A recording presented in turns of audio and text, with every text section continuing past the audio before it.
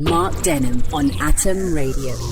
Hello, here we go with episode 56 of the Atom Radio Drivetime podcast. How are you? We've reached the weekend again, unless, of course, you're listening to this or downloading it later. But it is Saturday, the 3rd of August, when this comes out, and it's the best bits of this week's Drivetime on atomradio.co.uk. This is Mark with you from Drivetime, guiding you through the next few minutes of what I would call the best bits, or if I'm entirely honest, the least worst bits.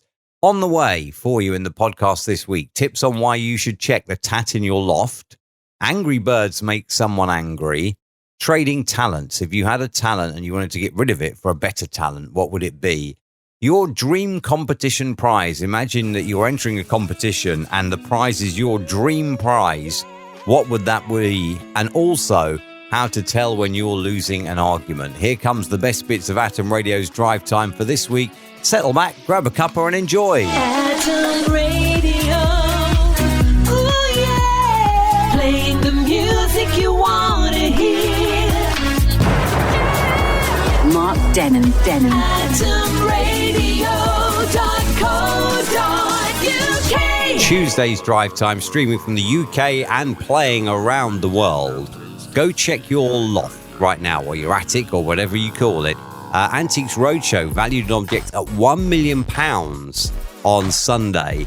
And this surprise came when someone presented a Fabergé glass pear blossom flower, which was described as a shrieking pit of perfection and luxury and utterly breathtaking. Wow, that's a mouthful, isn't it? I say, this is a shrieking pit of perfection and luxury, isn't it? Oh, it's spiffing. So yeah, go check your shed, check your loft, check wherever. Just see if you can find anything, any old piece of tat, and take it down the Antiques Roadshow. Somebody somewhere listening to this must have something there, thinking, I must get rid of this whole piece of tat. Take it down the Antiques Roadshow, get it valued, and see if you can grab $1 million for it, Be like winning the Euro Millions without even buying the ticket, wouldn't it? Drive Time with Mark Denholm. Caroline, or even Colleen Rees, I'll get her name right. Colleen Rees from Llanelli, South Wales, spent £3,000 on a week-long break. Quite an expensive holiday, wouldn't you say? Before leaving, she went to Get Nailed salon in her hometown to have an eyebrow wax. The trainee beautician did the wax and needed to put pencil in her eyebrows afterwards. She looked in the mirror and saw that most of her left eyebrow was missing. Another beautician then offered to fix them, but left her with basically Angry Birds eyebrows. And they seriously do look like Angry Birds eyebrows, if I'm honest. She shelled out £3,000 on her holiday to Tenerife, which is quite expensive for a week's holiday, but says that it has been absolutely ruined by this beauty treatment. And I'm looking at the picture in front of me now, and I'm so sorry. I know, she's obviously lost $3,000 on that, but I can't help but laugh. Well, she hasn't lost $3,000. She did go on holiday. I can't help but laugh. You could just have, worn a balaclava or something, I suppose, which would have sorted the problem. Yeah. Not to worry. Lesson learned. Mark Denholm with Drive Time. It's 4:15 across the UK. This is Drive Time on Atom Radio, Tuesday's Drive Time, and it is Mark until 7 o'clock. Yesterday, I was having a smoke, and a man said to me, "Do you have a lighter?"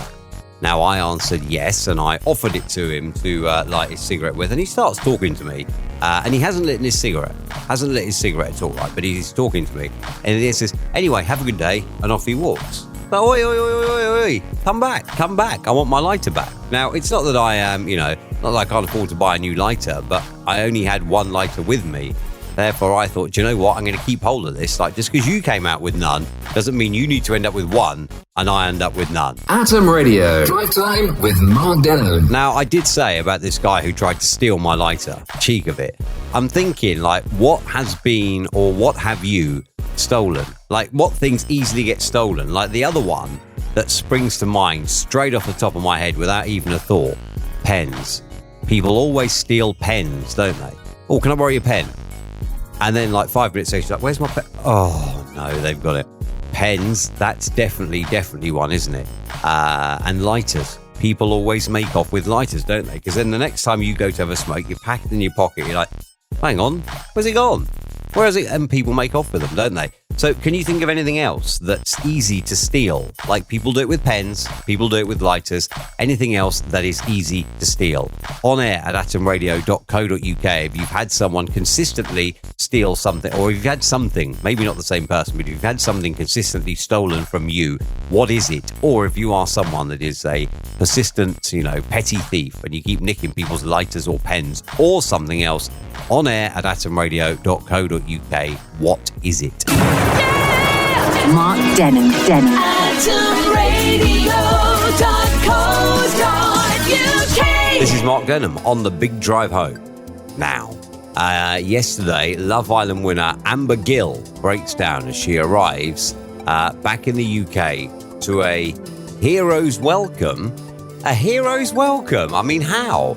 She's won like one of the naffest TV shows on, and she arrives back to a hero's welcome. That just doesn't. I'm amazed at that. I really am. Drive Time with Mark Denham. Hello, this is Mark with you on Drive Time. Cheers for sticking us on. In the news, Cadbury is releasing a white chocolate range of bars, including giant white chocolate buttons. Aren't they like Milky Bar buttons then? And a giant bar of Freddo Treasures. I'm just thinking, like if you have, I don't know if this is still the same, but if you have a white iPhone, the resale value is more than the black one, the space grey as they call it. Don't know why, but it is. Atom Radio. Drive Time with Mark Denham. This is Atom Radio, 21 to 5. A lady has been kicked off a bus in Sweden. A 19-year-old called Amanda Hansson, you probably don't say that, do you? It's probably Hansson because she's Swedish, was left humiliated and furious after being ordered off the bus in Malmö last week.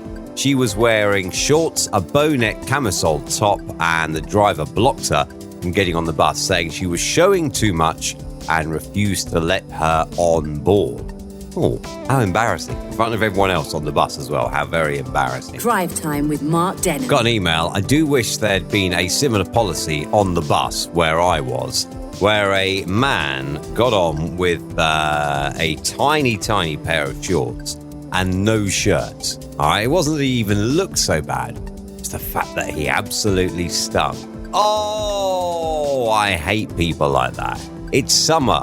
Wash regularly, use deodorant, and then hopefully you won't smell. Mark Denham with Drive Time. I read a thread on Reddit, I think it may have been Tuesday or Wednesday, that asked if you could trade one talent for another, what would you trade? Now, I tell you, there's something I would absolutely love to be able to do, and that is sing. I mean, I can sing, but I can't hit a single note, so therefore, technically, I could do the words to the tune, but it wouldn't really be singing because it wouldn't be in tune, so I could sing all the words. But I'd love to be able to sing. A lot of people just sing, like Dancing in the Rain, like dance like no one's looking and that. A lot of people sing like no one's listening, but I really, really am an abomination to the word singing. I can't sing, I can't hit a single note. I'd love to trade some useless talent that I do have for singing, I really would. Then I'd be happy. I'd be quite happy then, like belting my lungs out in the car, knowing that if someone overhears, they're not going to think, oh God, he can't sing. Atom Radio. Drive Time with Mark Denham. I did ask yesterday when on my Twitter, if you entered a prize competition, and the prize could be whatever you wanted it to be, all right? I'm not saying, obviously, like, you get to pick the prize. What I'm saying is, like, let's say that there was a competition. What would your dream prize be for that competition? Would you want cash, like a big lump sum of cash? Or would you want, say, maybe cash every month for the rest of your life? Or perhaps a car? Or maybe a holiday or something? What would you want as your dream prize for a competition? Send me your answers on air at atomradio.co.uk. There's no prize, though. Mark Denham. AtomRadio.co.uk. Suits. Do you wear a suit to work? Are you someone that has to? Now, I'm lucky in that in my line of work, I don't have to wear a suit, which is just as well, because I hate them. I hate the concept of the tie and that. I hate the concept. And I don't see how it's relevant. Now, I posted a thread on Reddit asking, why is it in 2019 that it's still expected? And, people came up with the obvious. Yeah, it makes you look presentable. But it doesn't change your ability to do the job, though, does it? I think you could look fine. Like, say, someone gave an example of a doctor. I think as a doctor, you could look absolutely fine if you're wearing, say, a pair of trousers and a polo shirt. You'd still be exactly the same doctor as you were. I'll tell you how Reddit comes into this in a little while. Drive Time with Mark Denham. So this thing about suits, right? I made my point saying I don't see how a suit is still considered essential in 2019, and it doesn't affect your ability to do your job, and there are other ways you can look smart. And this one person, have no idea who they are, then tried to start an argument with me and didn't like the fact that I knew the answers to the argument, right? So everything that this person came back with, I said, well, no, you're wrong. And in the end, just resulted to insults. And I thought, you know what? That's a bit of a shame, that really, isn't it? Because if you are arguing something, you need to be able to put forward A, your point, and B, the reason you feel your point is valid. When you just start insulting someone, you know you've lost. So yeah, if you are that Reddit user, congratulations on being a nincompoop and losing your argument. Atom Radio. Drive Time with Mark Denham. It's the big drive home on Friday afternoon at 19 minutes past 4. Hello to you if you just made it online. Hope you're right. Heading into the weekend, your travel news is online at atomradio.co.uk. I just told you about this lady, Kim, who went into labour having found out that her horse had won. She only won 26 quid as well. This is the thing, right? It's not like she won thousands. You could think, oh, the shock. No, she won 26 quid and then ended up going into labour. So yeah, she won 26 from a £2 bet. So she's in essence £24 up and that forced labour. Have you got a similar story? Probably not if you're a guy. Well, maybe you could tell me a story about your wife or your girlfriend or whatever. But has anything similar ever happened to you where you're like, you know, out doing something really, really exciting? Obviously not partaking in horse racing or, you know, like whitewater rafting or something. But, you know, you've been somewhere and excitement has just got a little bit too much for you. And all of a sudden you're like, oh my God, the baby is coming. The baby is coming. Help. Have you? On air at atomradio.co.uk. Go on. Let me know if you have. atomradio.co.uk. Has that ever happened to you? Or your wife or your girlfriend, where you're out and about and all of a sudden, the baby is coming, the baby is coming. Maybe not even through shock. You've just been out and about and totally unexpected. You or your other half have gone into labour. I don't know. Like for us, when my son was born, thankfully it just happened at home. It was late at night, but it happened at home. So yeah, good luck to you, by the way, if you do go into labour. While you are listening to this podcast, hopefully there's not too much in here that's going to cause you to go into labour. But anyway, if you do, good luck to you. Suits. I do want to talk about suits very, very quickly because I did have this argument on Reddit about it. And I was just asking, like in 2019, is it really necessary that we're still expected to wear a suit? Now, I don't wear a suit to do drive time, obviously. Today I'm sat in shorts and a T-shirt. If I sat in a suit, I'd sound exactly the same. I'd press the buttons exactly the same. I'd say exactly the same. I'd just be that little bit more uncomfortable. So why is it really, really, really, really necessary? And shout out whoever that nincompoop was who just like lost his argument and then started resulting to insults. It's not big and it's not clever.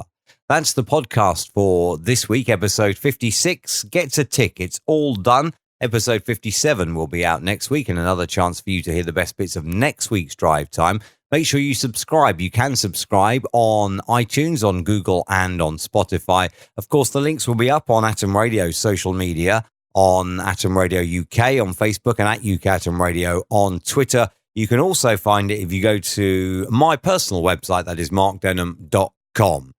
Make sure you do subscribe one way or another, or at least set yourself a reminder for next Saturday. Have yourself a fantastic week. Check out Drive Time on Atom Radio Monday to Friday, 3 until 7 UK time on atomradio.co.uk, on TuneIn, on iTunes Radio or your smart speaker. Atom Radio.